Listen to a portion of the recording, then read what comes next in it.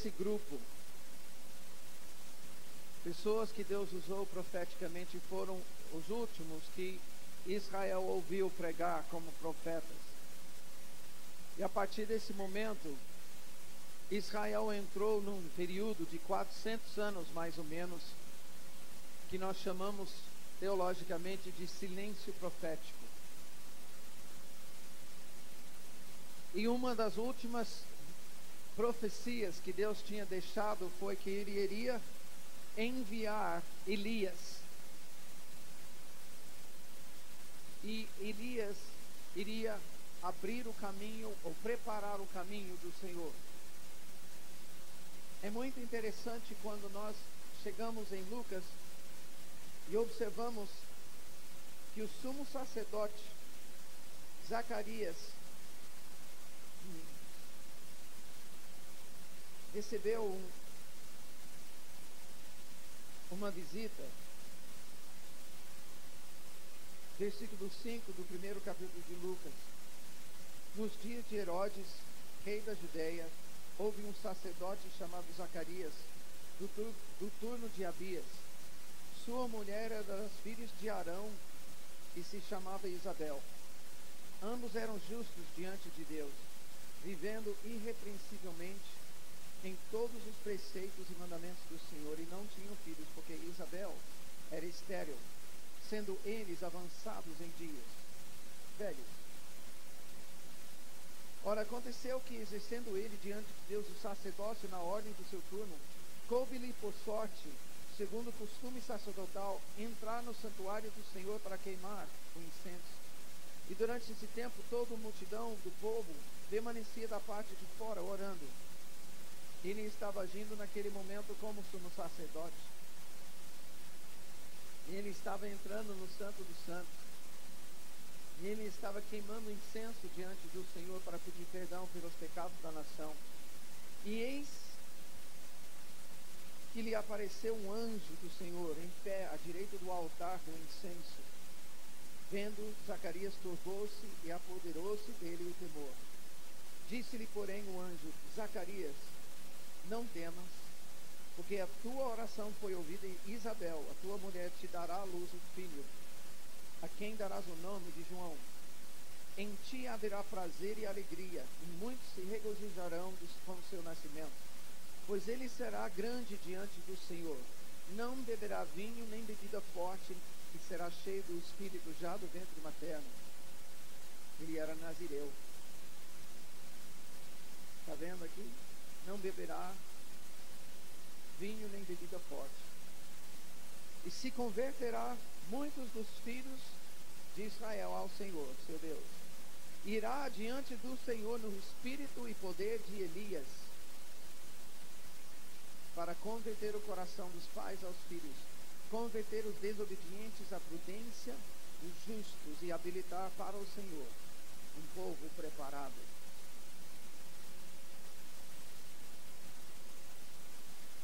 João Batista foi uma pessoa que Deus escolheu para chegar e receber o manto de Elias para preparar o caminho do Senhor. Quantas vezes foi prometido o Messias vir para a terra? Quantas vezes é esperado desde antigamente, desde as primeiras profecias sobre o Messias? Quantas vezes é esperado que o Messias virá à terra? Uma? Duas. Ele veio a primeira vez, até eu entendo, e não vou mostrar aqui, para mostrar para nós como preparar o caminho para ele entre as nações. E a segunda vez, ele vem, essa vez para julgar as nações e estabelecer o seu reino.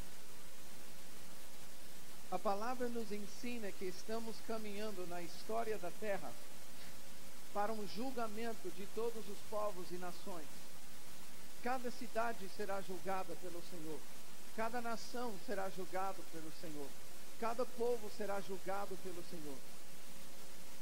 E Ele vai julgar em cima e baseado nessa aliança que nós falamos agora de manhã. E agora você vai ter uma oportunidade de voltar para suas casas, começar a avaliar os livros dos profetas, e você vai observar que os profetas ficam bem em cima dessa aliança.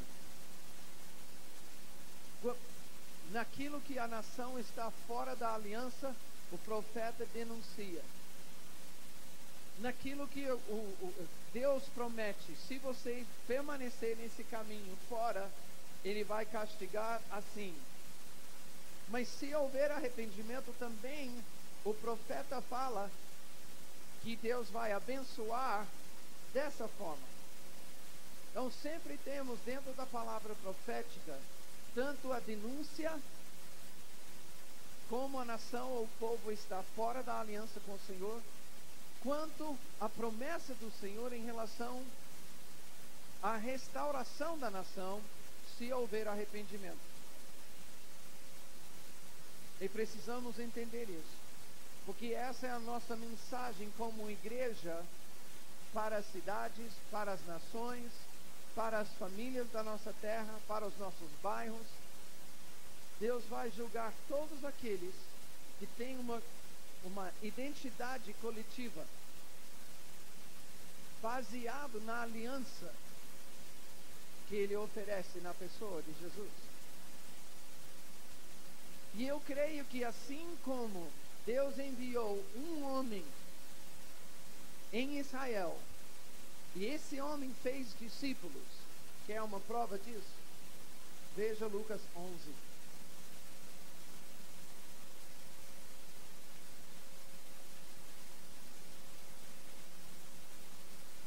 Vamos entender mais sobre isso amanhã.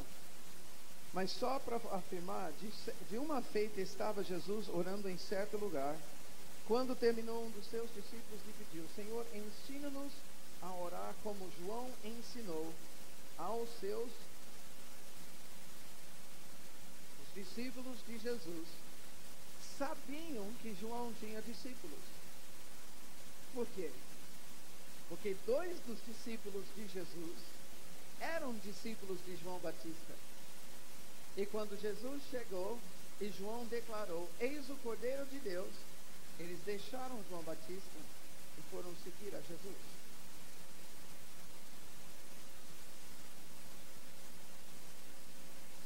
João Batista foi chamado para preparar o caminho do Senhor.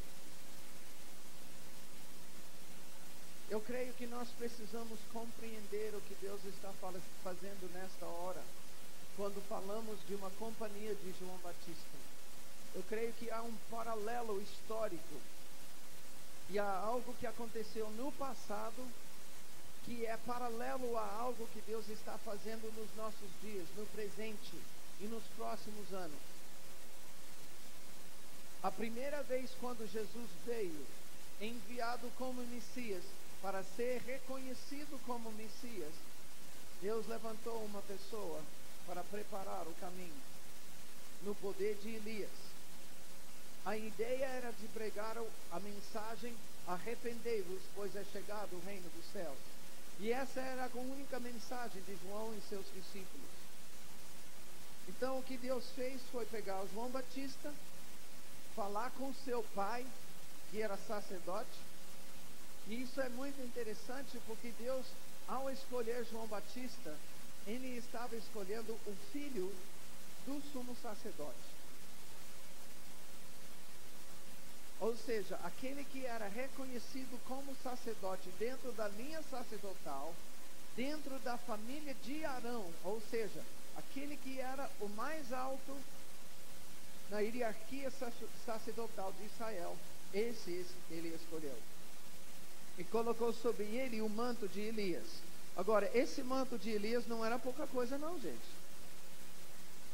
Todo mundo estava esperando que viesse ao público essa pessoa, e eles sabiam em Israel, quando viesse essa pessoa, Em seguida, nós podemos começar a procurar. Vem vindo o Messias.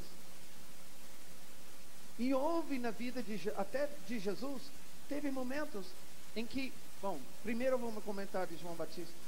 Será que João Batista sabia quem ele era? Pode crer. Será que ele sabia que ele era Elias e ele andava no poder de Elias? Pode crer. Sabia sim. Havia na história de Israel uma pessoa que andava vestido de peles de camelo, comendo gafanhoto e mel, antes de João Batista.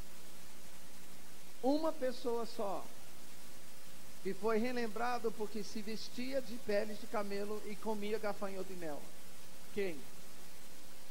Elias. Quando João vai para o deserto, que é onde Elias vivia, e ele deixou o templo, porque pensa, ele devia ter sido criado no templo, mas Deus falou com o pai dele, esse vai ser revestido do manto de Elias. Portanto, ele vai crescer no deserto, vai ser ensinado pelo Espírito Santo.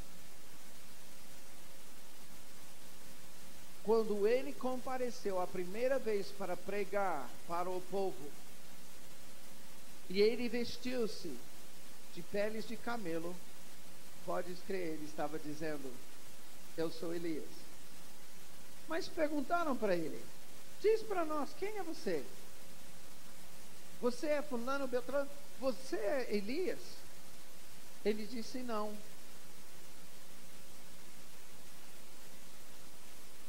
Eu sou a voz que clama no deserto. Preparai o caminho do Senhor. Eu sou a voz que clama no deserto. Por que ele falou, não, eu não sou Elias? Porque havia um grupo de pessoas que estavam entre aqueles que estavam questionando, que eram crentes na reencarnação. Se ele dissesse, eu sou Elias, ele iria sustentar a sua crença de reencarnação. Eu sou Elias reencarnado. Ele disse, não, eu não sou. Eu sou a voz que clama no deserto, preparai o caminho do Senhor.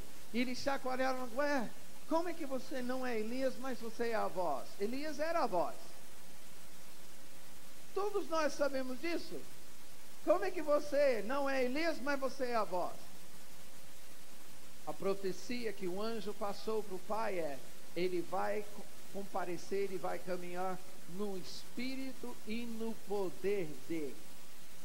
Mesmo espírito, o mesmo manto que estava sobre Elias, estava sobre João Batista. Quando questionaram Jesus, quem era João Batista? Ele disse, vocês questionaram. Mas eu digo, se vocês puderem crer, ele era Elias. Agora, me ajuda. O João diz, eu não sou. Mas Jesus diz, ele é. O que está acontecendo? Jesus podia dizer isso porque ele estava dizendo o mesmo poder estava sobre ele. Ele estava relatando que veio um antes de mim que preparasse o caminho. E eu sou o Messias. Veja, Jesus falou isso tantas vezes, de tantas formas, que não deixava ninguém com dúvida em Israel. Todos entendiam que Jesus estava declarando e afirmando, eu sou o Messias. E João Batista ficou claro, ele era o Elias preparando o caminho do Senhor. Agora, assim como João preparou o caminho para Jesus comparecer e ministrar ao rebanho de Israel, Nós sabemos que Deus visa fazer aliança com quantas nações? Todas.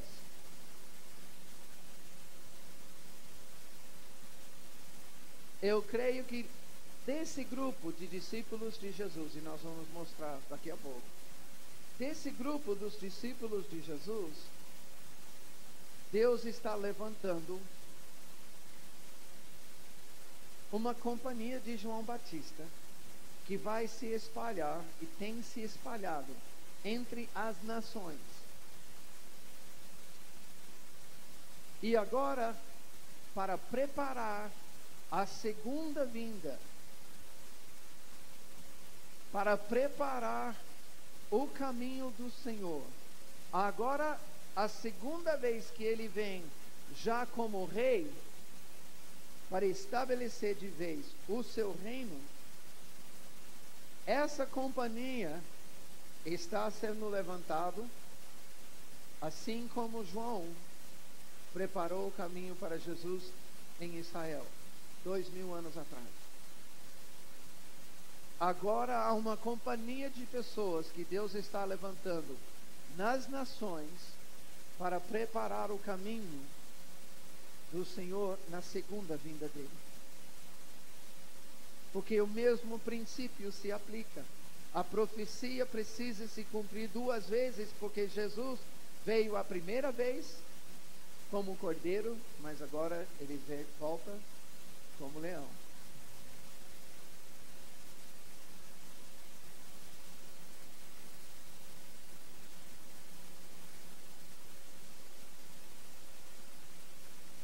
Eu creio que com isso, cada família, cada cidade, cada parentela, cada bairro, cada escola, cada estado, cada nação, cada povo, cada tribo vai receber uma visita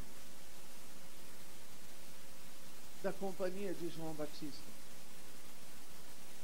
para que ninguém tenha nenhuma dúvida e para que ninguém tenha nenhuma desculpa para dizer, mas Senhor, o Senhor não falou. Ele está levantando essa companhia e ele vai colocar a capa, o manto de João Batista essa vez, porque a primeira vez era relembrado de Elias, mas agora que de Elias foi colocado sobre João Batista, é relembrado João Batista. Isso para preparar o caminho do Senhor. Portanto, se você entendeu até agora, eu creio que nós podemos ser a geração que prepara o caminho do Senhor. Aquilo que eu falei ontem, vai haver uma geração na terra quando Jesus chegar. Mais cedo ou mais tarde vai ter uma geração da igreja que vai estar na terra quando Jesus chegar. E essa geração vai ter a característica da noiva, mas também essa geração vai estar preparando o caminho do Senhor.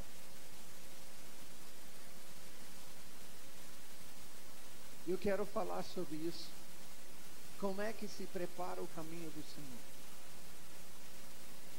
Como é que nós como discípulos de Jesus, nós como aqueles que são chamados, como é que nós vamos preparar o caminho do Senhor? Eu queria que você fosse um pouco adiante em Lucas. Deixa eu só achar o versículo.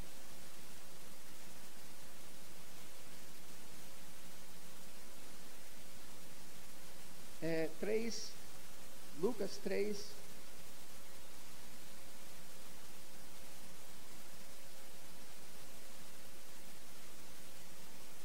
no 15º ano do reinado de Tibério César, sendo Pôncio Pilatos governador da Judéia, Herodes, tetrarca da Galileia, seu irmão Filipe, tetrarca da região de Itureia, e Traconites e Lisânias, tetrarca de Abilene, sendo sumos sacerdotes Anás e Caifás, veio a palavra de Deus a João, filho de Zacarias, no deserto. Ele percorreu toda a circunvizinhança do Jordão, pregando o batismo de arrependimento para a remissão de pecados, conforme está escrito no livro das palavras do profeta Isaías: vós que clama no deserto, preparai o caminho do Senhor, endireitai as suas veredas, todo vale será aterrado, e nivelados todos os montes e outeiros, os caminhos tortuosos serão retificados, e os escabrosos aplanados, e toda a carne verá a salvação de Deus. Dizia ele, pois, às multidões que saíam para serem batizadas: raça de víboras, quem vos induziu a fugir da ira vindoura? Produzi frutos dignos de arrependimento, e não comeceis a dizer entre vós: temos por pai a Abraão. Porque eu vos afirmo que dessas pedras Deus pode suscitar filhos a Abraão. E também já está posto o machado à raiz das árvores. Toda árvore, pois, que não produz fruto, bom fruto, é cortada e lançada ao fogo. O homem tinha uma mensagem: arrependei-vos. E quem viesse para se arrepender, parece que Deus dava a ele olhos de águia. Ele podia ver a condição do coração. Essa mesma palavra ele falou para os fariseus.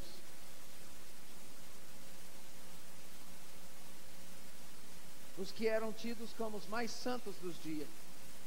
Ele olhou e pregou a mensagem de arrependimento. Isso, você tem que se arrepender. Arrependei-vos. Em todo Israel, ele só tinha uma mensagem: arrependei-vos, arrependei-vos, arrependei-vos, arrependei-vos, arrependei-vos. Em cima da visão profética que nós compartilhamos nesta manhã, ele pregou. Eu quero que você veja onde que ele pregou. Onde? Ele estava onde quando a palavra do Senhor veio a ele?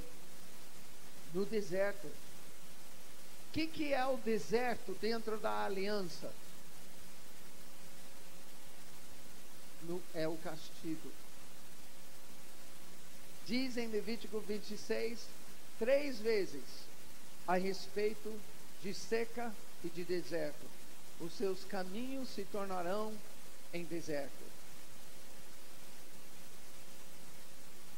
Os desertos são lugares de solidão, lugares que geram seca, fome, lugares onde paira, conforme a revelação da aliança, paira o castigo de Deus.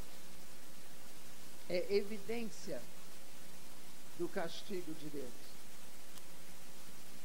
Interessante, porque algumas pessoas encontram, e nós temos documentários que falam sobre a bela vida do deserto. Por isso que nós precisamos entender que é castigo e não juízo. Até o castigo traz um reflexo da beleza de Deus e da grandeza dele. João Batista estava pregando justamente no lugar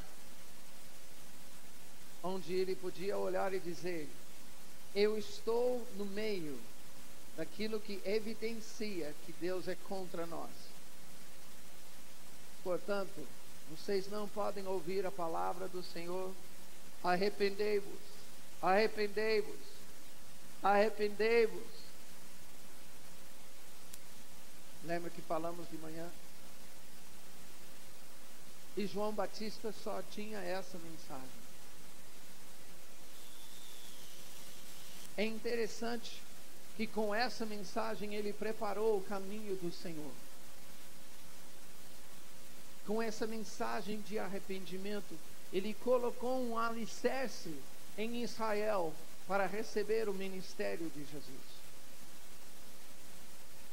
Para mim é muito interessante observar que há muitos anos,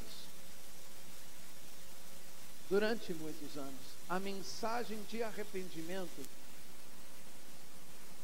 é a mais rejeitada na igreja.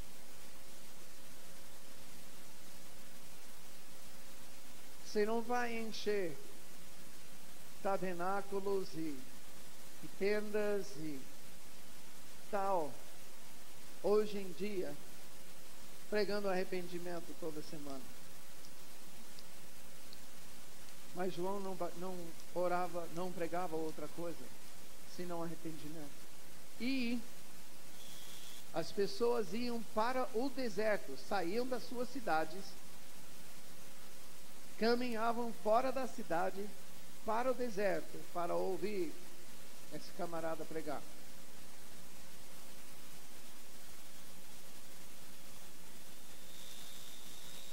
Você vai ver amanhã que ele preparou os seus discípulos para orarem, e eles aprenderam o segredo desse ministério de João Batista. Como que ele fazia para que as pessoas viessem ao deserto ouvir a sua mensagem? Isso vai ser ministrado amanhã de manhã. João pregava naquela nação pequena, norte, sul, leste, oeste, todos os dias, provavelmente durante um período de 18 meses antes de entrar em cena Jesus, o seu primo. Arrependei-vos, arrependei-vos, arrependei-vos. Você que está roubando, para de roubar, pede perdão. Você que está mentindo, para de mentir. Você que está abusando de autoridade, para de abusar da autoridade. Arrepende-te. Ele citava os pecados da nação e chamava as pessoas a um batismo diferente, porque ele ficava no Rio Jordão e ele batizava as pessoas, simbolizando uma purificação, porque o seu batismo provavelmente não foi um batismo de imersão.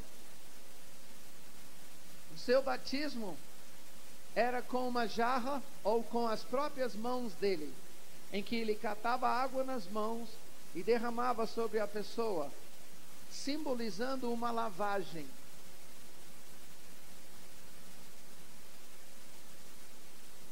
Era para a purificação dos pecados, onde ele, isso é muito interessante para mim, onde ele batizava as pessoas com essa simbologia espiritual, ficava naquele lugar um grande lixão,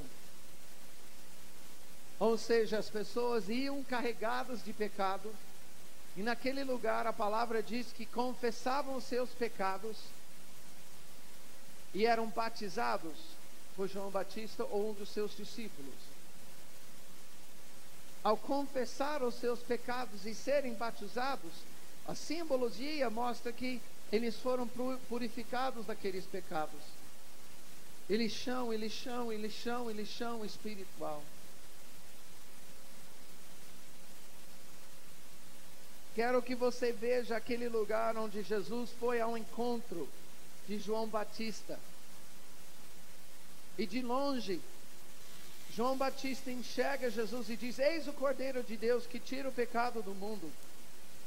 E Jesus vem e se apresenta, e João olha para ele: ô primo, não sou eu que devo te batizar, você que deve me batizar. E Jesus olhou e disse: mas convém que hoje se cumpra as Escrituras, você vai me batizar. Qual era o pecado que Jesus tinha cometido? Você pode me falar? O que Jesus estava fazendo lá? Jesus estava se identificando conosco. Estava se identificando contigo e comigo.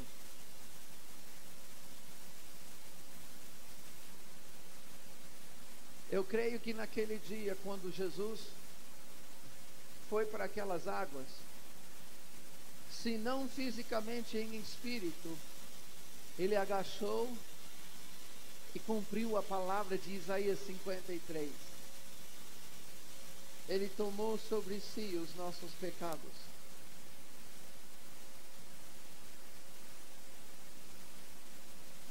Eu creio que foi naquele momento, não apenas na cruz, foi naquele momento que ele se identificou completamente conosco, que ele tomou sobre si os nossos pecados. Um grande lixão ali. E Jesus veio, tomou o nosso lugar. Em seguida, João Batista é decapitado. E o seu ministério é fini. Acabou. Pergunto para você, se você fosse um dos discípulos de João Batista, e o seu discipulador João Batista tinha falado: eis o Cordeiro de Deus, eu vim preparar o caminho para ele, eis o Cordeiro de Deus que tira os pecados do mundo. Ao morrer João Batista, para onde você vai?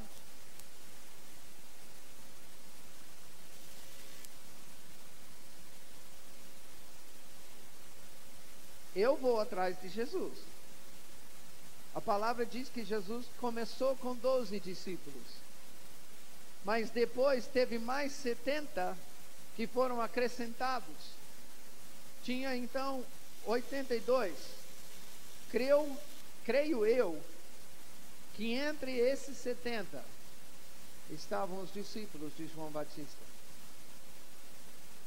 Porque eu quero que você veja uma coisa que acontece em Lucas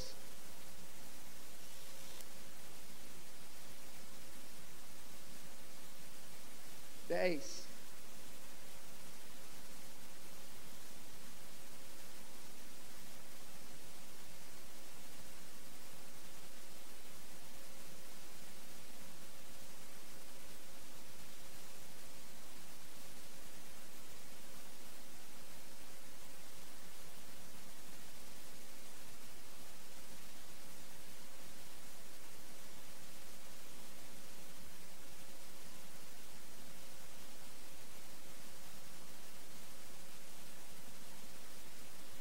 Podemos observar que a morte de João Batista é relatada em Lucas 9, e agora estamos em Lucas 10. Depois disso, o Senhor designou outros 70 e os enviou de 2 em 2 para que o quê? O que diz ali? Precedessem em cada cidade e lugar onde ele estava para ir. Opa! O que isso significa?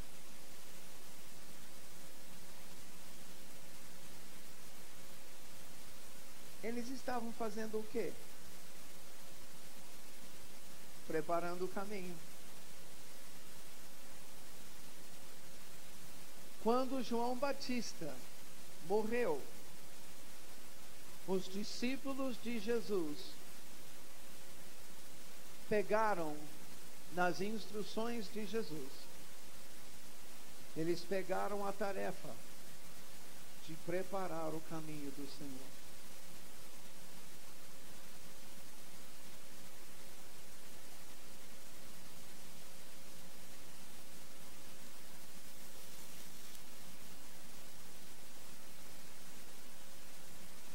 Está enxergando isso?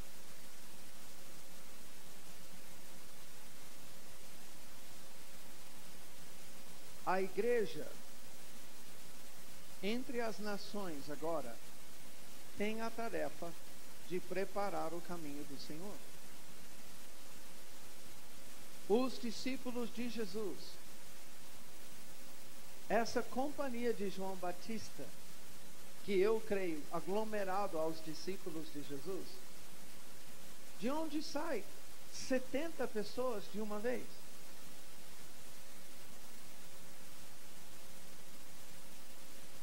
Eu não tenho como provar isso, mas eu sei que a palavra afirma que João Batista tinha discípulos, e eu sei que João Batista tinha honrado Jesus, e tinha deixado seus discípulos saberem, era para ele que eu vim, tudo que eu fiz com a minha vida foi em prol dele, ele é o Messias.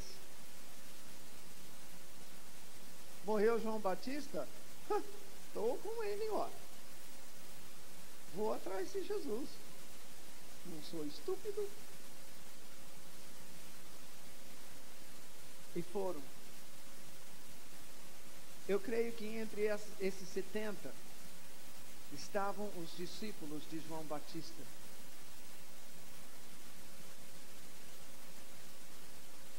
E agora é muito interessante que Jesus fala que ele vai enviar os 82, 41 equipes, de 2 em 2, para preparar o caminho do Senhor.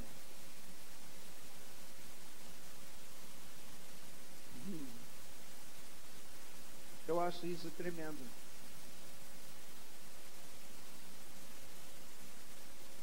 Porque significa que agora os discípulos de Jesus abraçaram a tarefa que foi dado primeiro a João Batista.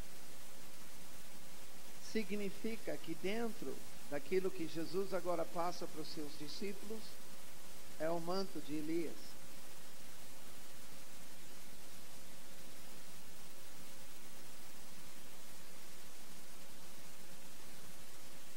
E os discípulos de Jesus preparam o seu caminho. Nesse paralelo, primeiro João Batista para Israel, preparando o caminho do Senhor, e em Israel, uma vez que João Batista morre, os próprios discípulos de Jesus. Nesse mesmo paralelo, agora, vem vindo Jesus. Você crê que Jesus está para voltar? Eu, como nunca na minha vida, nos últimos 5, 6 anos, Deus tem gerado em mim uma expectativa de estar aqui na terra quando Jesus volta. Você precisa entender com isso que eu tenho uma expectativa desde pequenininho, que eu vou passar dos 100 anos. E falta um ainda para chegar na metade.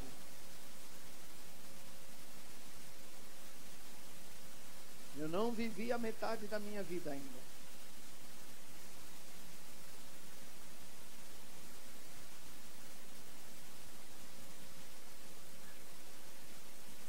Com isso eu estou deixando uma janela bem larga, né?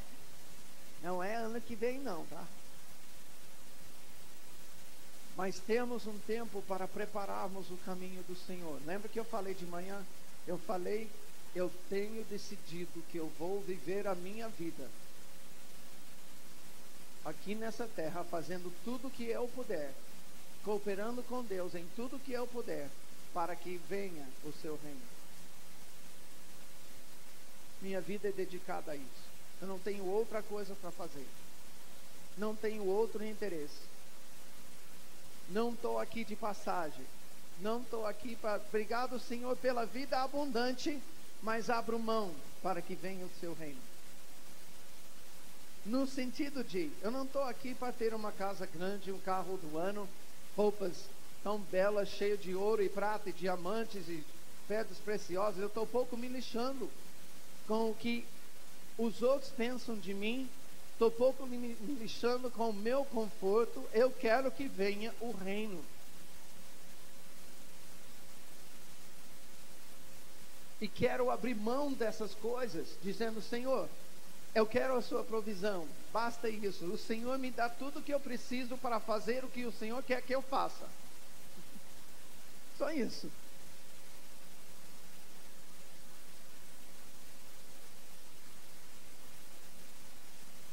Não faço questão de riquezas.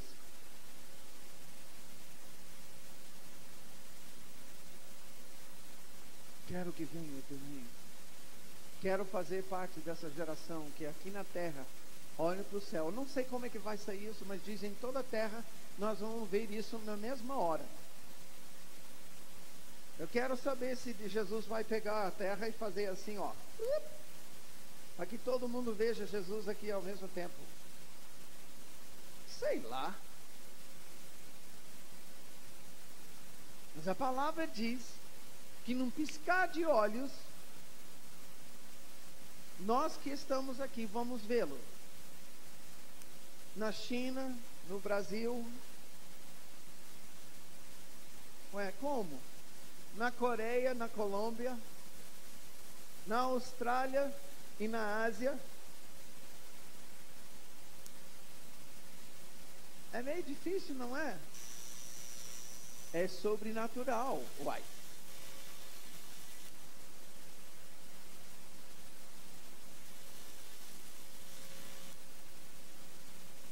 Para essa vinda, a igreja vai ter característica de noiva. Vai arrebatar o coração de Jesus. E vai estar falando, pai, eu não aguento mais. Deixa eu ir, deixa eu ir, deixa eu ir. Vai, filho. E essa igreja vai ter a característica daquele que prepara o caminho do Senhor. Mas eu quero observar como é que nós preparamos o caminho do Senhor. Como se prepara o caminho do Senhor? Veja comigo o que Jesus falou, primeiro em Lucas 9, para os 12 discípulos. Tendo Jesus convocado os 12, Deus deu-lhes poder e autoridade sobre todos os demônios e para efetuarem curas. Também os enviou a pregar o reino de Deus, não o reinado denominacional.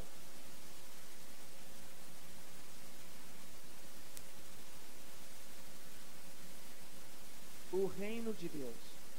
E se a gente entender essa mensagem, o reino de Deus, pregar o reino de Deus é pregar arrependimento. Arrependei-vos, pois é chegado o reino de Deus. Ao nos arrepender, as promessas de Deus para reinar e governar sobre a terra, a fim de nos dar alimento, abrigo e segurança, Deus vai fazer. O seu governo será instalado.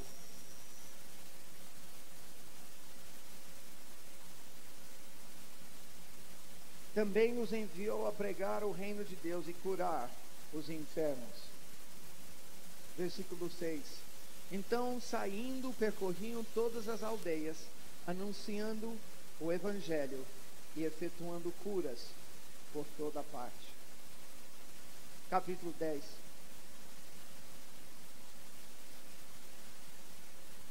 Depois disto, o Senhor designou outros 70 e os enviou de 2 em 2 para que o precedessem em cada cidade e lugar onde ele estava para ir. Versículo 9.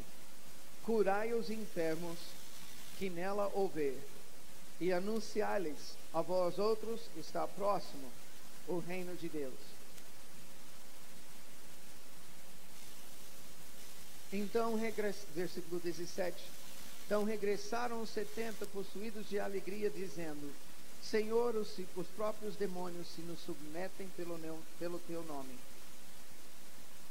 Leio isso porque precisamos entender o que está acontecendo aqui. Jesus tinha uma agenda.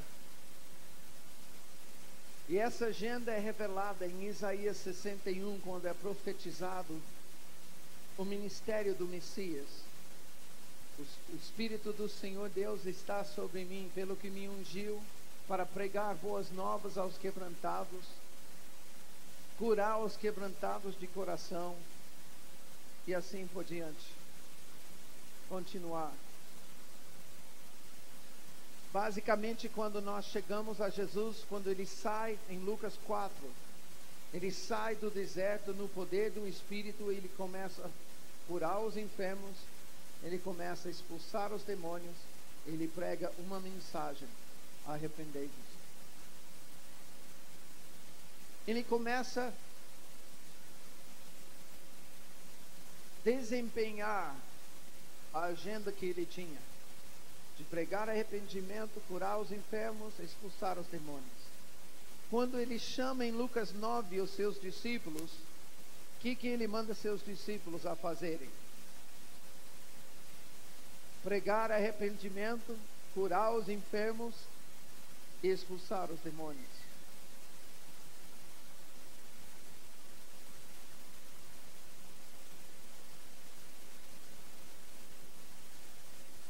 Ele passa para os seus discípulos a mesma agenda que ele tinha.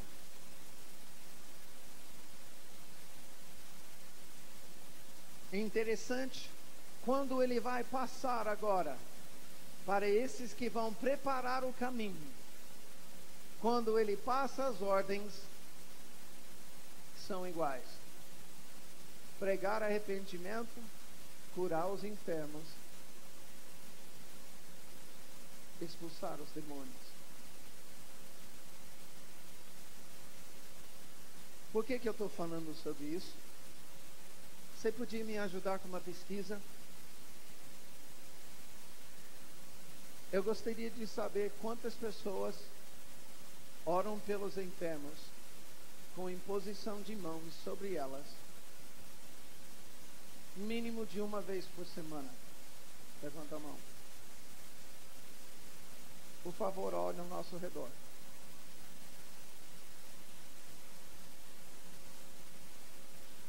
Eu gostaria de saber quantas pessoas ministram libertação a pessoas que precisam de libertação, na base de uma vez por semana. Olha ao nosso redor. E gostaria de saber quantos pregam arrependimento, baseado na mensagem que nós compartilhamos nesta manhã, que seja uma vez por semana. Olha ao nosso redor.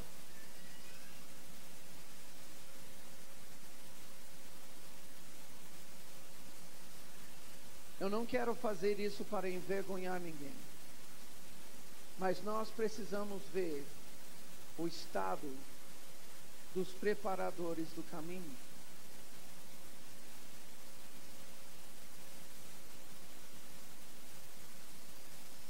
Para preparar o caminho do Senhor, Jesus deu certas ordens: pregai, arrependei-vos, pois é chegado o reino de Deus. A mensagem do reino e a mensagem, aquela que nós falamos de manhã.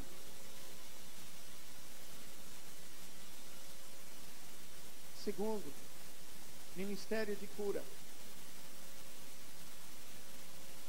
Curar os enfermos. Terceiro, expulsar os demônios. Baseado nisso, eu posso fazer uma pergunta. Lembra ontem eu falei, eu não creio que Jesus marcou a sua vinda como assim, hora marcada no relógio, sim, sinais.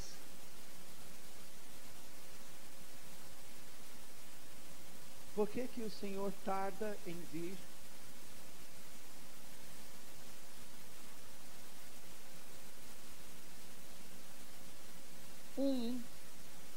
É falado no Novo Testamento. Ele tarda em vir para dar mais oportunidade a todos se arrependerem. Como vão se arrepender se não tiver um pregador de arrependimento? Ou uma pregadora de arrependimento?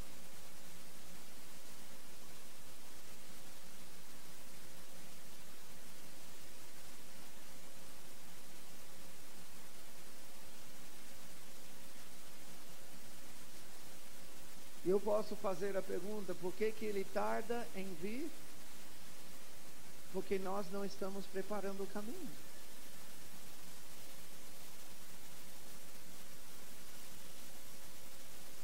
Isso, amados, é muito sério.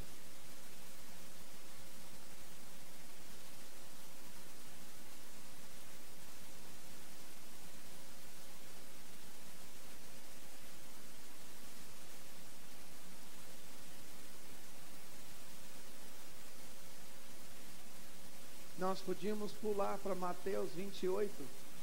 Quantos conhecem essa palavra quando Jesus falou aos seus discípulos, dizendo: toda a autoridade no céu e na terra foi me dada. Ide, portanto, quantos conhecem essa passagem? Ide, portanto, como é que diz? Ide, portanto, fazei discípulos de todas as nações, batizando-os no nome do Pai, do Filho e do Espírito Santo, ensinando-os a guardar todas as coisas que tenho vos ordenado, e eis que estarei convosco até a consumação do século. A promessa, eu quero que você veja algo, porque eu estou para jogar uma bomba. A promessa da presença, eis que estarei convosco, é condicional ou não?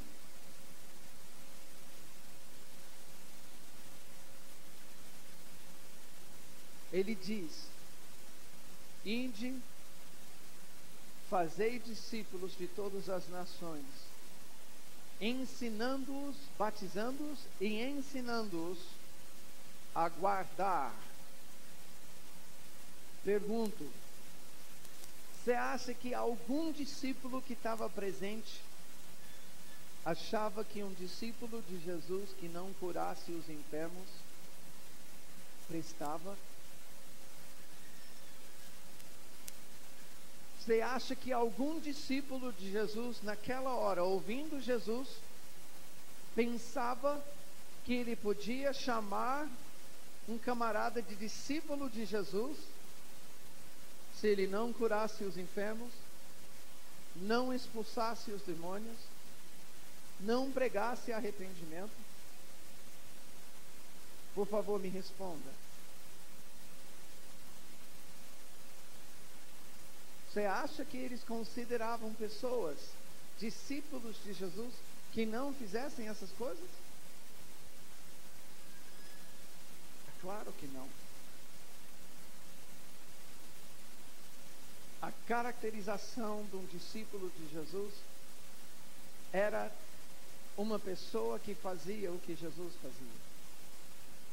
Nem os próprios discípulos de Jesus podiam se considerar como tal, sem que fizesse as obras de Jesus. E Jesus disse: os meus farão as mesmas obras que eu faço, e porque eu vou junto com o Pai, farão maiores obras.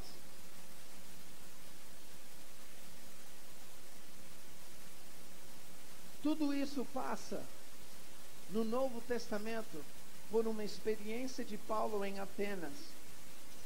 Paulo foi na primeira viagem missionária, ele teve algumas experiências, voltou, deu o seu relatório, foi para a segunda viagem missionária e ele passou em Atenas, um centro de espiritismo grego que foi terrível.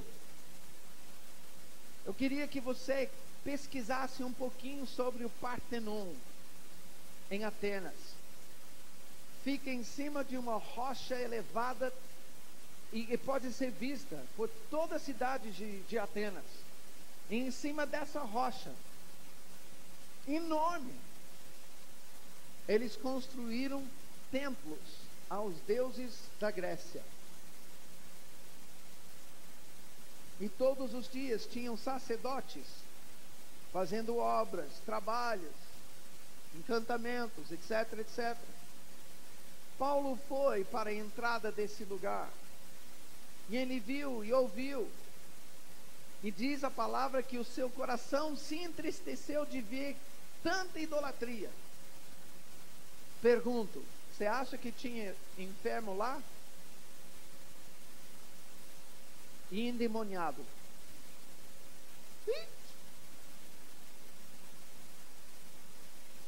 Tinha gente que tinha que se arrepender de alguma coisa? E faço uma pergunta. Lembra, eu não estou querendo bater em Paulo, mas eu quero observar o que aparente o próprio Paulo passou. Ele ficou frustrado porque não se estabeleceu em Atenas uma igreja, e esse era seu alvo, que a igreja do Senhor se estabelecesse ali. Ele foi para Atenas, se arriscou em prol disso, mas não aconteceu. Pergunto, qual foi a sua mensagem de arrependimento? Ministério de cura? Expulsou algum demônio? E saiu da cidade zombado. Ele vai para Corinto e fica lá 1 ano e meio. Eu creio que ele passou mais frustração ainda, e as cartas aos coríntios, ao meu ver, revelam isso. Ele estava numa igreja onde tinha genro de caso de adultério com a sogra. Com a sogra.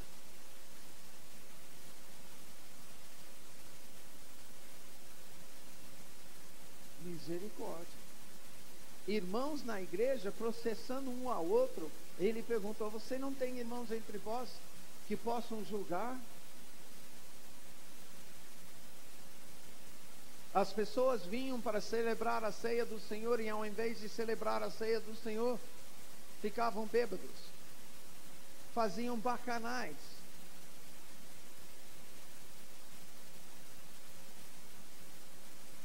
As pessoas nessa igreja, nessa cidade, manifestavam no meio dos cultos e gritavam: anátema Jesus! Jesus seja amaldiçoado.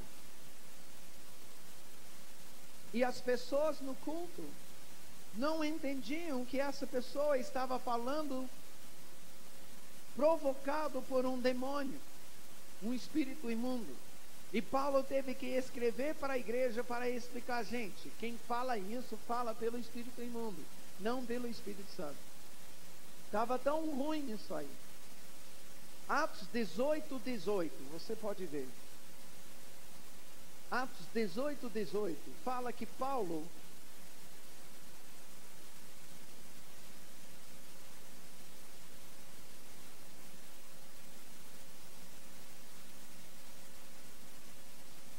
passou em Cencreia, mas não ficou porque ele tinha feito um voto.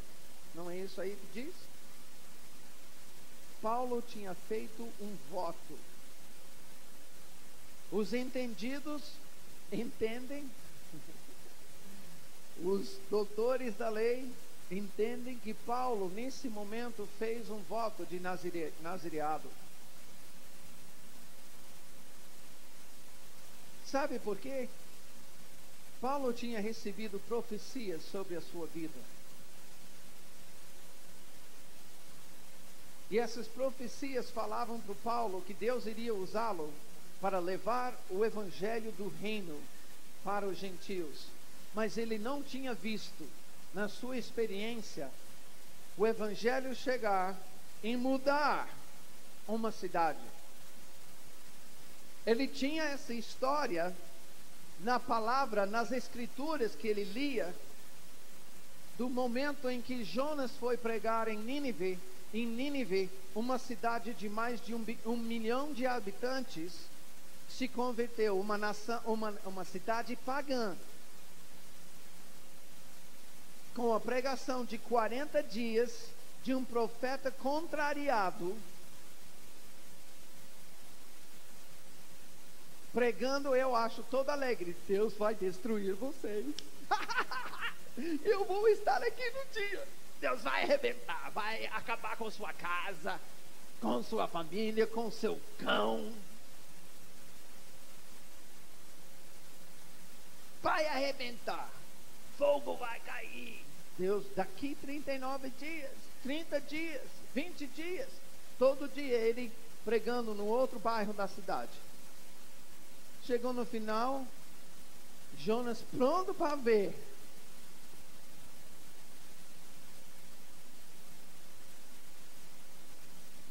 O governante da cidade chamou a cidade inteira, inclusive os cães, os animais domesticados, ao jejum de 3 dias. E uma cidade pagã se converteu.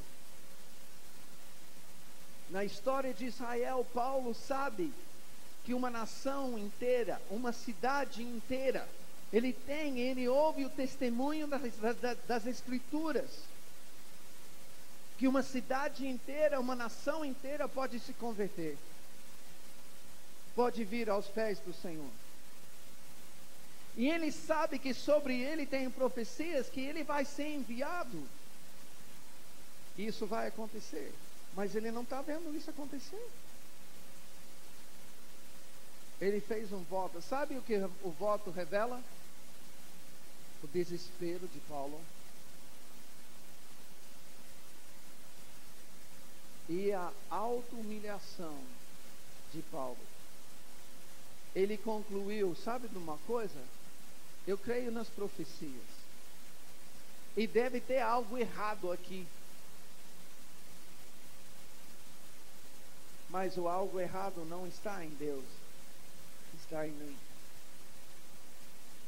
Ele fez um voto, se humilhando diante de Deus: Senhor, fala para mim o que é, fala para mim qual é o problema, mostra para mim, Senhor, por que o meu ministério, por que a palavra do Senhor não está se cumprindo na minha vida? Mostra, Senhor.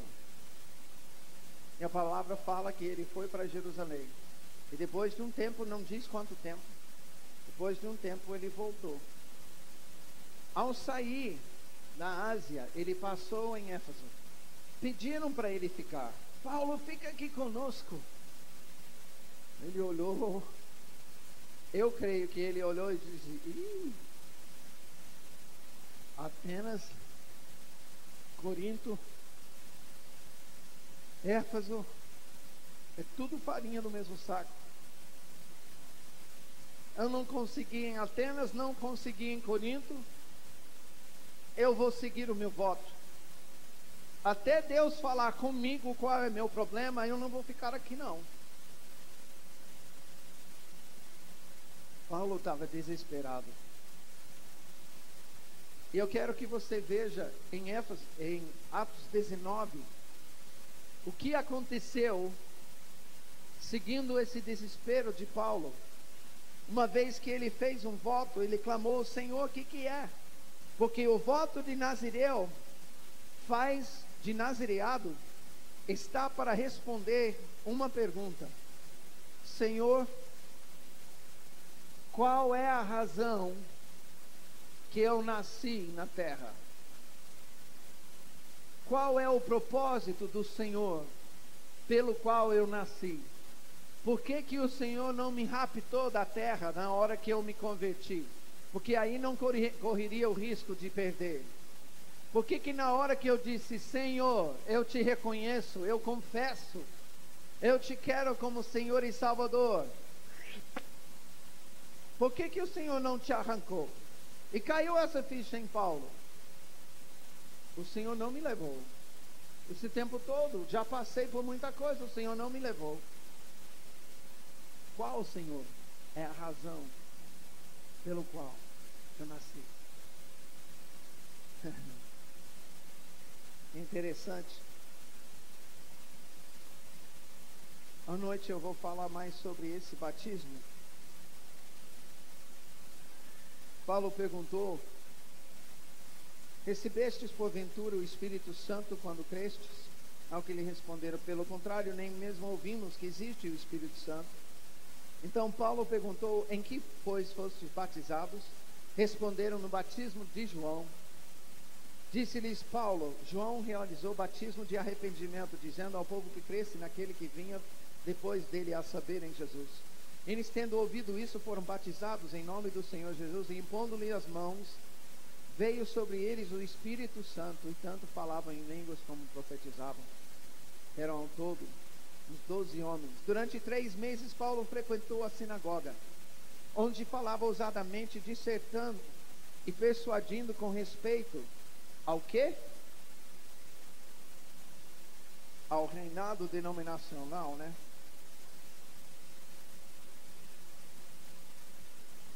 Ao reinado tribal, né? Reino.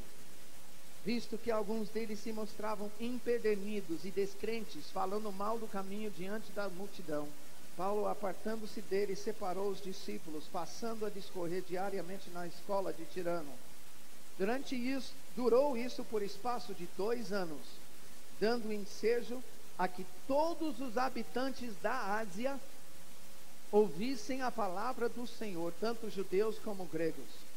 E Deus, pelas mãos de Paulo, fazia milagres extraordinários, ao ponto de levarem aos enfermos lenços e aventais de seu uso pessoal, diante dos quais as enfermidades fugiam das suas vítimas, e os espíritos malignos se retiravam. E alguns judeus exorcistas ambulantes tentaram invocar o nome do Senhor Jesus sobre possessos de espíritos malignos, dizendo: esconjuro-vos por Jesus a quem Paulo prega. Os que faziam isso eram 7 filhos de um judeu chamado Seva, sumo sacerdote. Mas o espírito maligno lhes respondeu: conheço a Jesus, e sei quem é Paulo, mas vós, quem sois? E o possesso de espírito maligno saltou sobre eles, subjugando a todos, e de tal modo prevaleceu contra eles, que desnudos e feridos... meu irmão, você poderia exemplificar aqui para nós como é que é uma pessoa nessa condição, desnudo e ferido? É humilhante, mas, por favor, topa, mostra para nós o que é desnudo e ferido. Não quer? Às vezes a gente precisa entrar no que a palavra diz para recebermos o impacto do que a palavra está dizendo.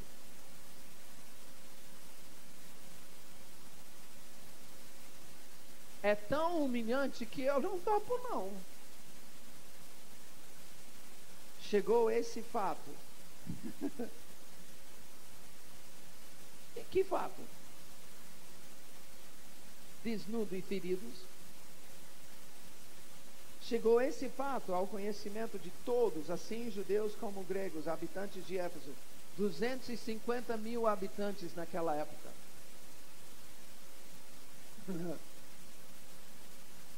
Que mico.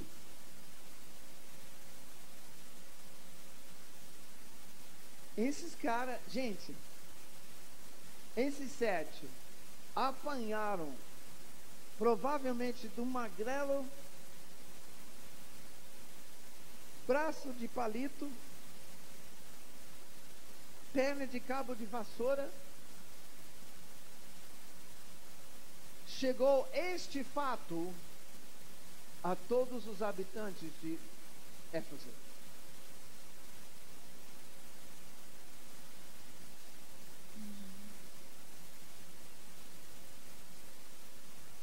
Segunda parte, versículo 17, diz: veio temor sobre todos os habitantes de Éfeso, e o nome do Senhor Jesus era engrandecido. Muitos dos que creram vieram confessando e denunciando publicamente as suas próprias obras.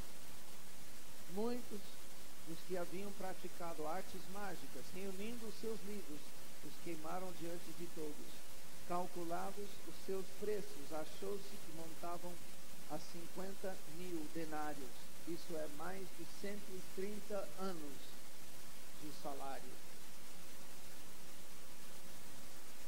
Assim, não assado. Assim, dessa forma, desta maneira, assim, a palavra do Senhor crescia e prevalecia poderosamente. O que o Paulo descobriu?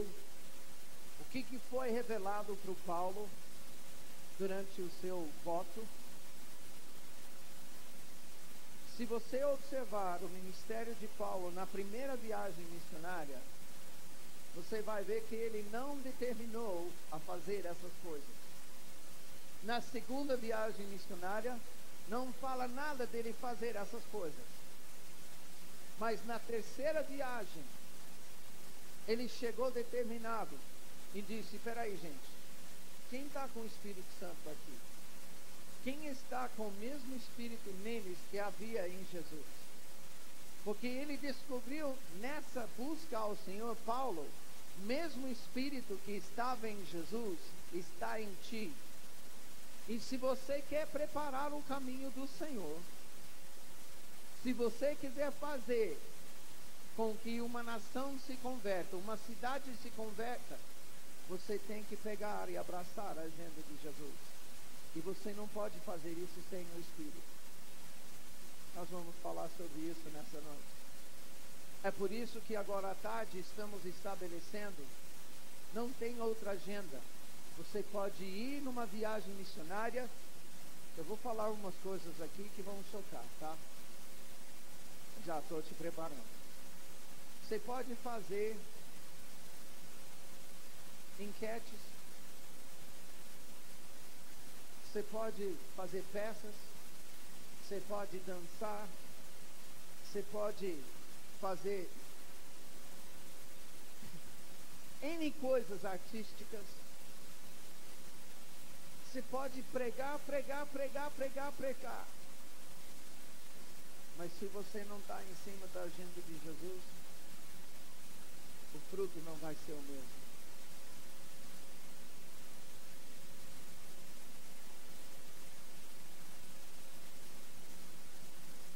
E se isso não produzir mais discípulos de Jesus que fazem as mesmas obras que Jesus fazia, então você não está pregando o mesmo evangelho.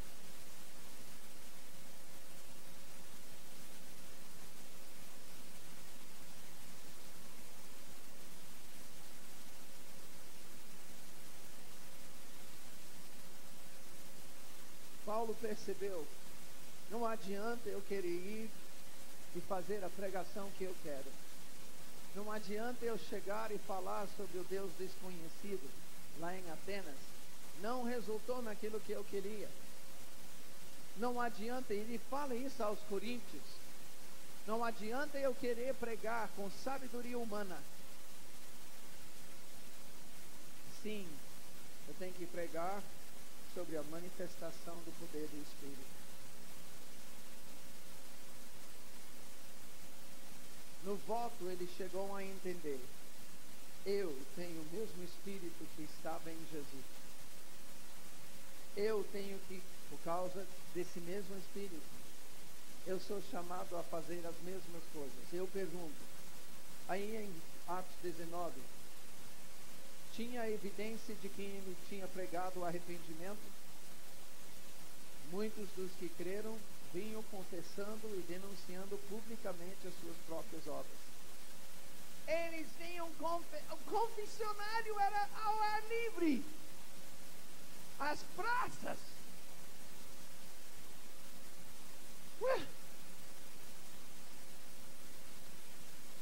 Sim, ele estava pregando: arrependei-vos, pois é chegado o reino de Deus.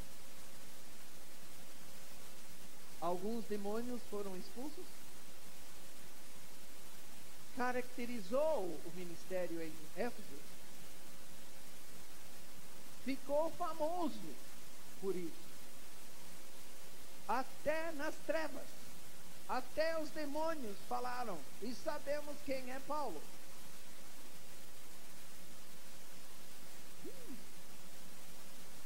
E eles sabem quem é você?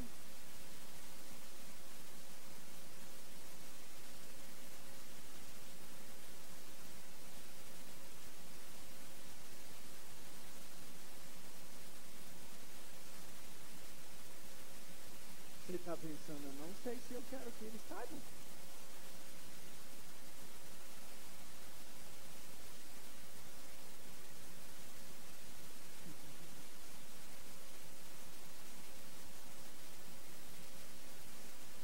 Ele curou alguns enfermos. Oh. Sabe o que aconteceu por causa disso? Houve tal rebuliço em Éfeso que um artífice chamado Demétrio, que fazia as imagens da deusa Diana, a cidade de Éfeso se considerava hospedeira, anfitriã da deusa Diana. Era a casa dela, era a habitação dela, e eles se orgulhavam disso. Diana é nossa, ela habita aqui entre nós. E fazia-se naquela cidade conferências proféticas das trevas para convidar os magos do mundo inteiro, do Império Grego e Romano naquela época, para vir e ensinar agouros, encantamentos, obras das artes mágicas, como é falado. Ensinar as pessoas em conferências. Houve tal rebuliço.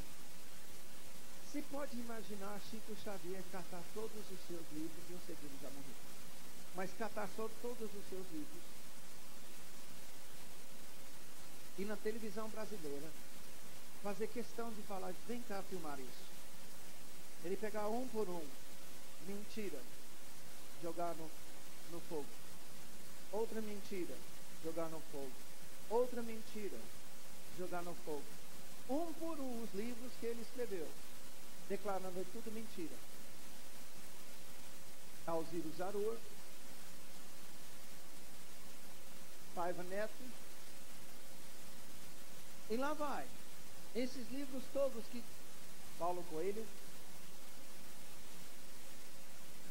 esses são os caras que vinham trazendo as suas bugigangas das trevas e jogavam no fogo os seus livros, os seus ensinamentos. O impacto do Evangelho em Éfeso não foi pouco, foi uma bomba. Mas por quê? Porque Paulo abraçou a agenda de Jesus. Na terceira viagem missionária, depois de 2 viagens em que gerou Deus em Paulo um desespero espiritual, ele fez voto entre a segunda e terceira, soube de Deus como é que ele precisava proceder, voltou para Éfeso, primeiro ministrou o batismo do Espírito Santo, nós vamos falar à noite por quê, e depois ele e seus discípulos ministrando pela cidade a agenda de Jesus. Arrependei-vos, curando os enfermos, expulsando demônios. A palavra diz que não somente em Éfeso, mas em toda a Ásia ouviram a respeito do Evangelho. Tal impacto que Demétrio, que fazia as imagens de Diana, que estavam em todas as casas, todos os lares, ele pegou e falou, gente, estão queimando muita imagem, estão quebrando muita imagem da Diana, e ela está caindo, a sua fama está caindo, é por causa desse pregador.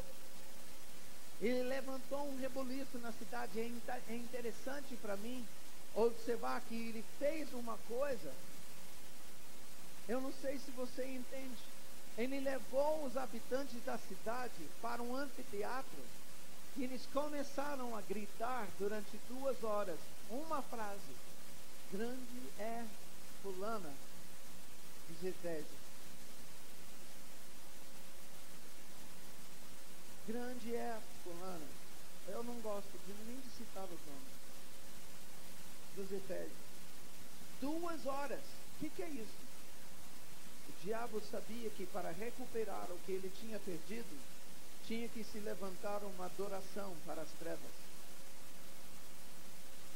Porque a quem é adorado é dado o direito de governar e habitar.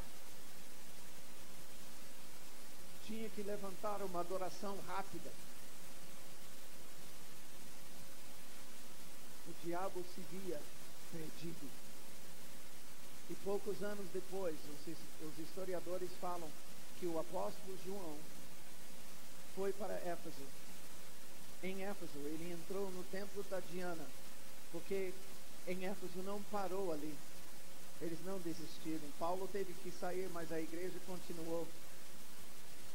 Chegou um momento em que João entrou no templo da Diana e ordenou que todo espírito imundo que tem que fugir ao nome de Jesus, que fugisse. E naquela hora, o templo da Diana caiu, a metade do templo, e o altar rachou em pedaços. Daquele momento em diante, a fama da Diana caiu, e ela caiu em descrédito em todo o Império Romano. Em todo o Império Romano. Aquele momento em diante, aquele momento em diante. Mas eu queria que você visse algo, e isso vai te chacoalhar. Apocalipse 2. E com isso eu estou chegando a encerrar.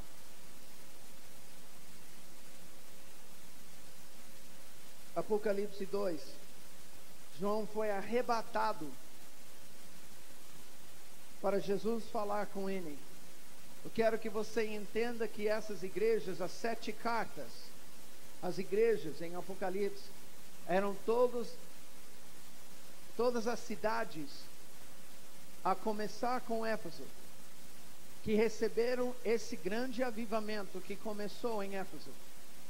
As outras cidades citadas aqui, Esmirna, Pérgamo, Laodiceia, Tiatira, as outras cidades são todas cidades vizinhas de Éfeso, que receberam o mesmo mover de Deus que Éfeso recebeu.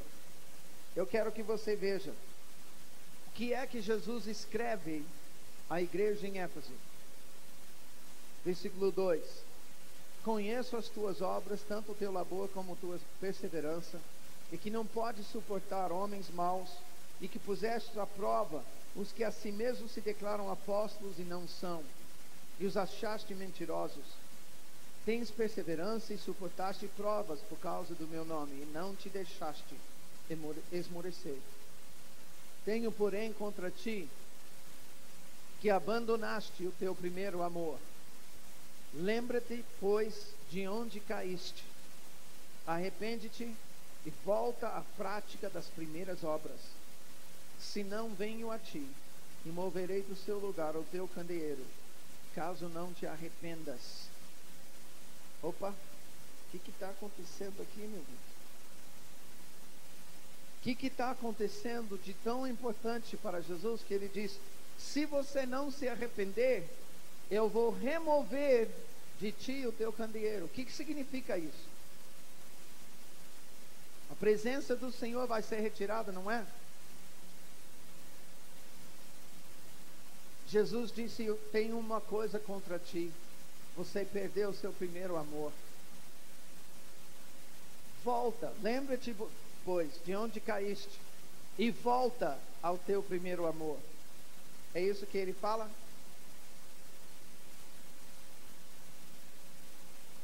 Veja, é isso que ele fala: volta ao teu primeiro amor. volta à prática das primeiras obras. Quais eram as primeiras obras em Éfeso?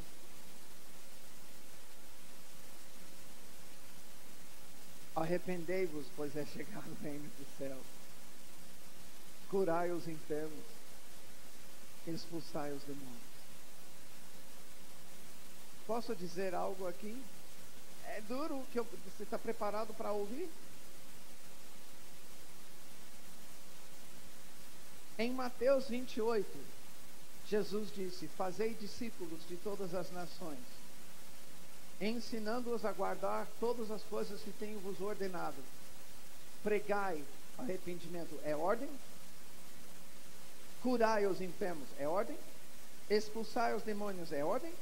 Ressuscitai os mortos, é ordem? Purificai os leprosos, é ordem? E eis que estarei convosco. Eu perguntei agora há pouco se essa promessa era condicional, e você disse que sim, porque é.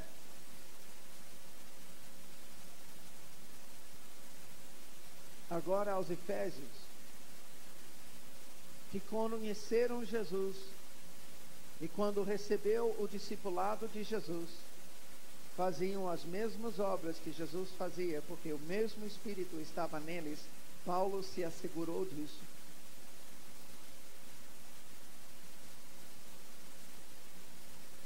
Não tinha passado nem 30 anos, e a igreja em Éfeso parou de fazer as obras de Jesus. Parou de pregar arrependimento, parou de curar os enfermos, parou de expulsar os demônios. Perdeu o primeiro amor. Como é que vai voltar ao primeiro amor? Ai, Jesus, te amo, te amo, te amo.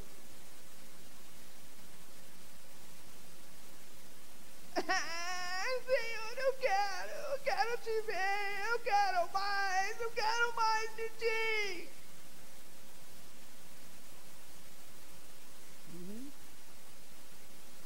Qual é a condição que Jesus falou para os discípulos? E eis que estarei convosco até a consumação do século. Pregai, arrependei-vos, pois é chegado o reino de Deus. Curai os enfermos, expulsai os demônios, ressuscitai os mortos, purificai os leprosos. Aqui em Éfeso, Jesus afirma: se você não voltar à minha agenda, eu vou chegar e remover a minha presença.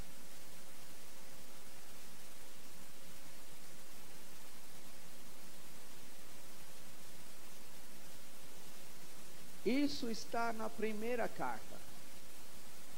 Na última carta, a igreja em Laodiceia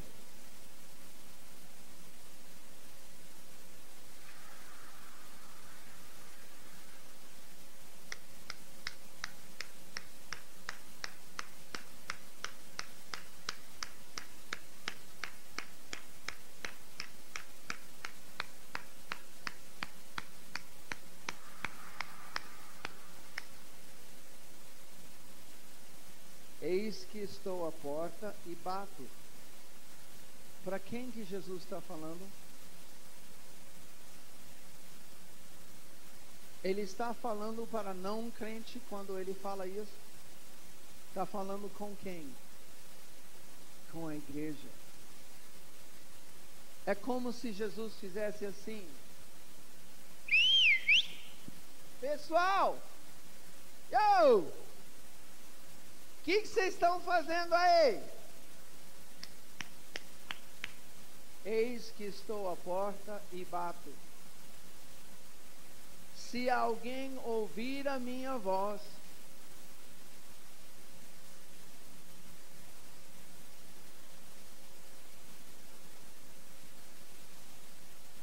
o que tinha acontecido em Laodiceia? Jesus tinha retirado a sua presença. Isso é muito sério. Isso é muitíssimo sério. O que nós precisamos reconhecer que a igreja em Éfeso, Jesus está dizendo: se você não está vivendo a minha agenda, você está pecando.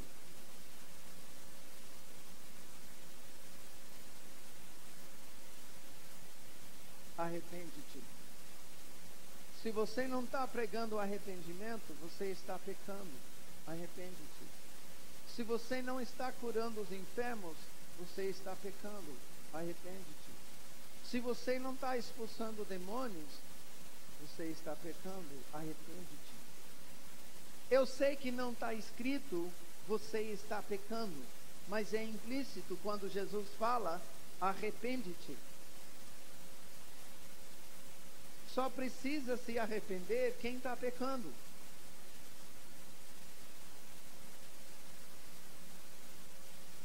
É sério.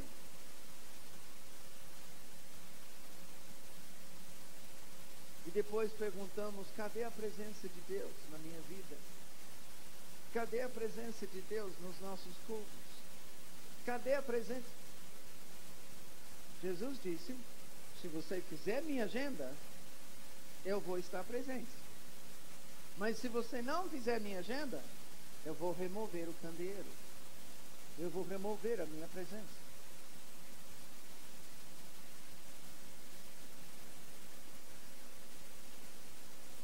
Para preparar o caminho do Senhor, não há outra agenda.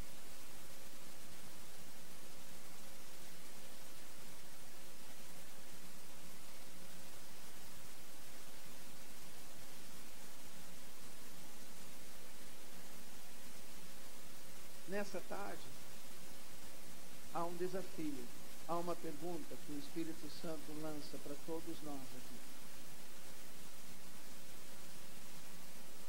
Você vai se arrepender ou não? Você vai continuar não vivendo a agenda de Jesus? Quieto, não pregando o arrependimento, não orando pelos enfermos, não expulsando demônios? Vai continuar assim, se chamando de discípulo, e é questionável se você é?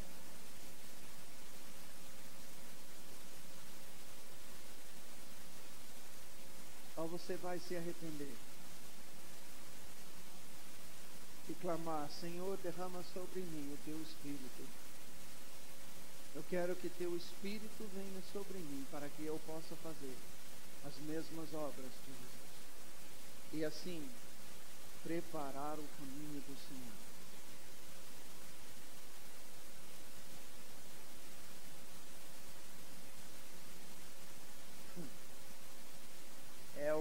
É uma questão tão séria. Eu não sei se eu consigo descrever a seriedade. Quando Deus me mostrou isso, como presidente de seminário que eu era na época, quando Deus me mostrou isso,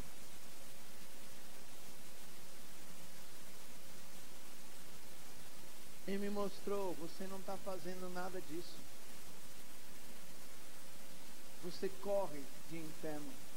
Você corre de endemoniado. Que discípulo de Jesus que você é? Eu tive que chegar diante de Deus e falar, Senhor, me perdoe. Comecei a ler e ler e ler sobre ministério de libertação e de cura, livros e livros e mais livros. Depois de ler uns 40 livros, um belo dia o Senhor falou, aí, você quer mais livros ou você quer o inferno agora? Você quer mais livros ou está na hora de um endemoniado? Eu percebi, Deus não está brincando. Ele não quer que a gente se eduque sobre isso para ficar como um crânio. HD guardando todas as informações. Ele quer discípulos que façam as obras de Jesus, guiados e capacitados pelo mesmo Espírito que estava em Jesus.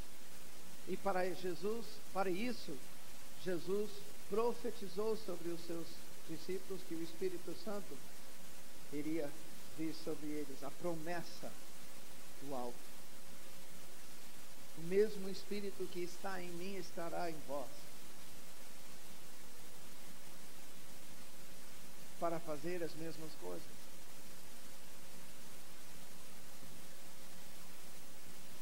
E para ir para todos os lugares onde Ele estava para ir. Qual é a nação que Deus está pensando em te enviar?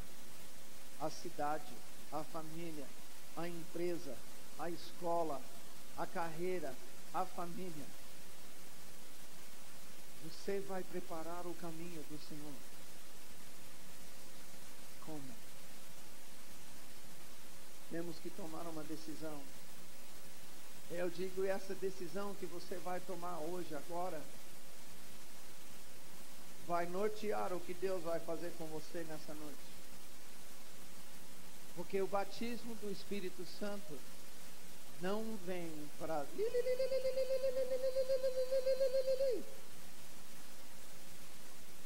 Me perdoe, mas o dom de línguas não é para a gente mostrar um carimbo espiritual. Eu sei falar em línguas. Eu não estava falando em línguas agora.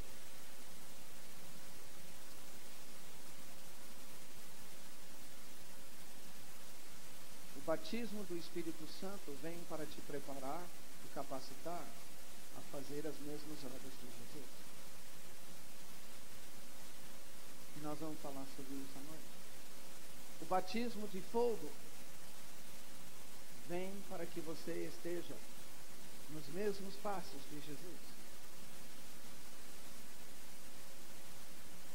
Mas se você não está disposto a abraçar a agenda de Jesus, a preparar o caminho do Senhor, não espera um batismo, nem do Espírito e nem de fogo.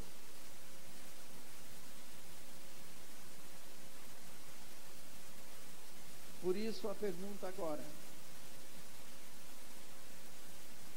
você quer preparar o caminho do Senhor, conforme o Senhor tem ordenado aos seus discípulos? Pregai, arrependei-vos, pois é chegado o reino de Deus. Curai os enfermos, expulsai os demônios, ressuscitai os mortos, purificai os leprosos.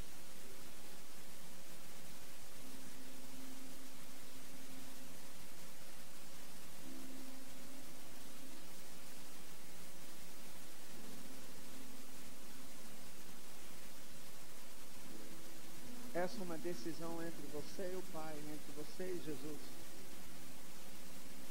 Eu não posso entrar no teu coração para ver como é que você está.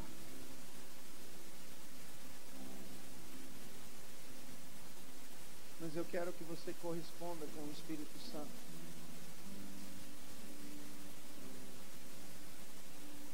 Quero que você ouça o desafio do Espírito nessa tarde.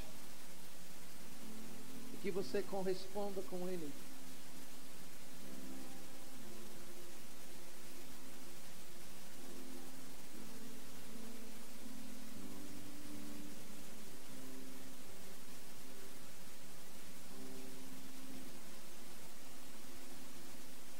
Não comigo. Fala com Ele.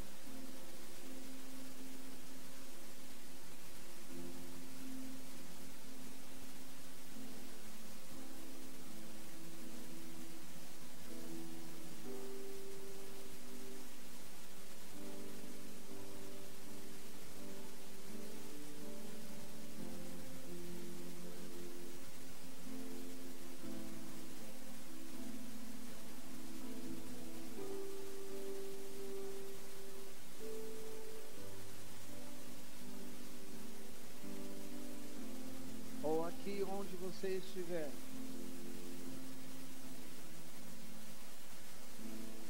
a um trato que tinha que ser feito na minha vida.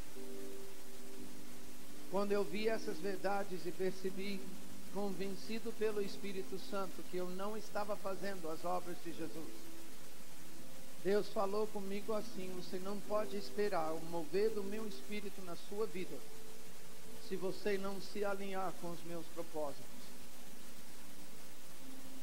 Eu dou o meu Espírito, eu dou o poder e a autoridade para fazer essas coisas, não para fazer outras coisas. Não para fazer o que você quiser, e sim para você cumprir a minha agenda. À noite eu sei que Deus vai derramar poder. Ele vai batizar pessoas com o Espírito Santo. Ele vai batizar pessoas com fogo. E você vai entender isso. Mas você precisa determinar se você vai fazer parte dessa companhia de João Batista. Esse grupo que decide: eu vou preparar o caminho do Senhor. Dentro das ordens que Jesus está falando. Não do meu jeito, do jeito dele. Sim, Senhor, eu quero pregar arrependimento. Sim, eu quero curar os enfermos. Eu quero expulsar demônios. Eu quero ressuscitar os mortos. Eu quero purificar os leprosos. Eu quero preparar o teu caminho.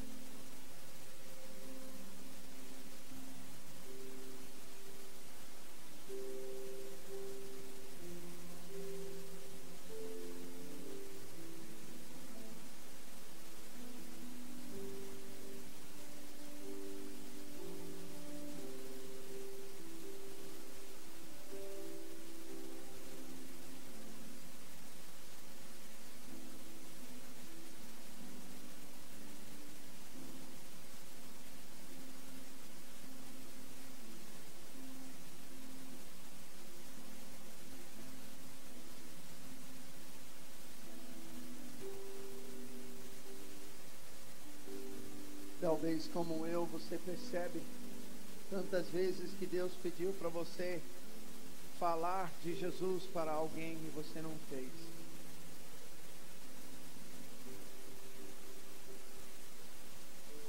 Pede perdão, que o Pai quer te perdoar.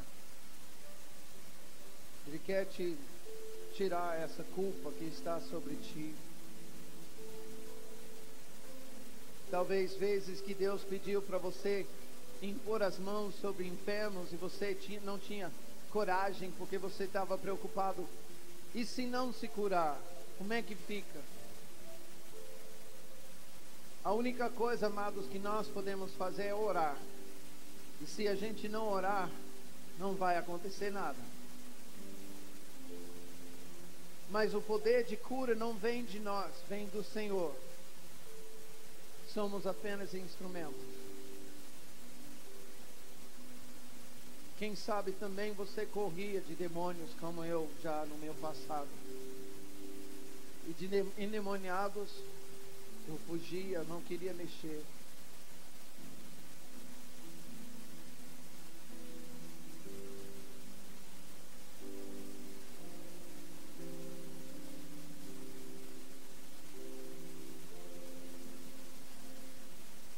Arrepende-te.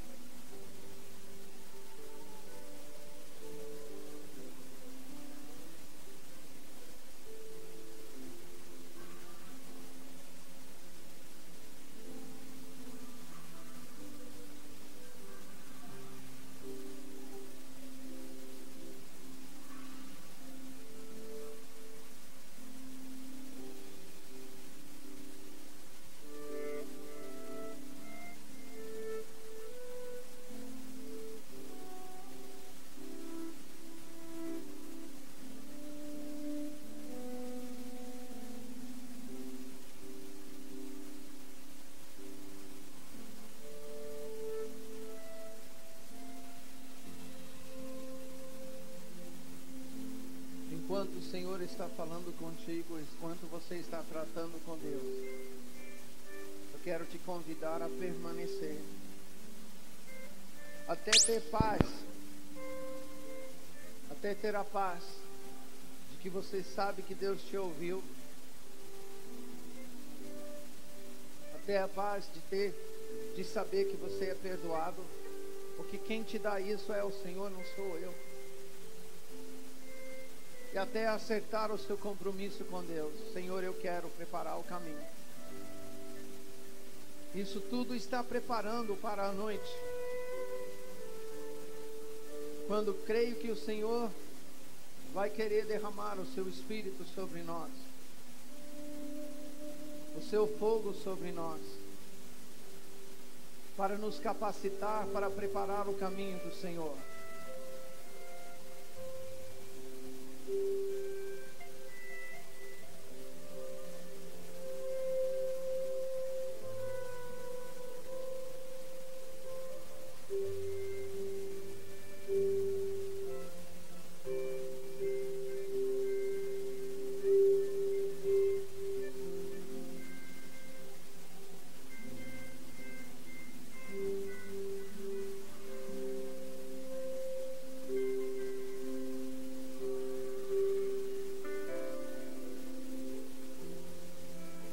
E ao voltar nesta noite, prepara o teu coração, pedindo: Pai, eu quero o teu Espírito. Eu quero ser tocado como o Senhor desejar.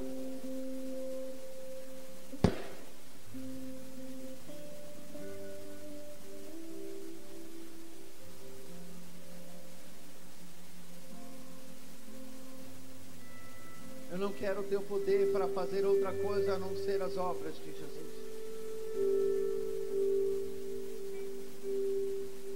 Prepara-me, Senhor.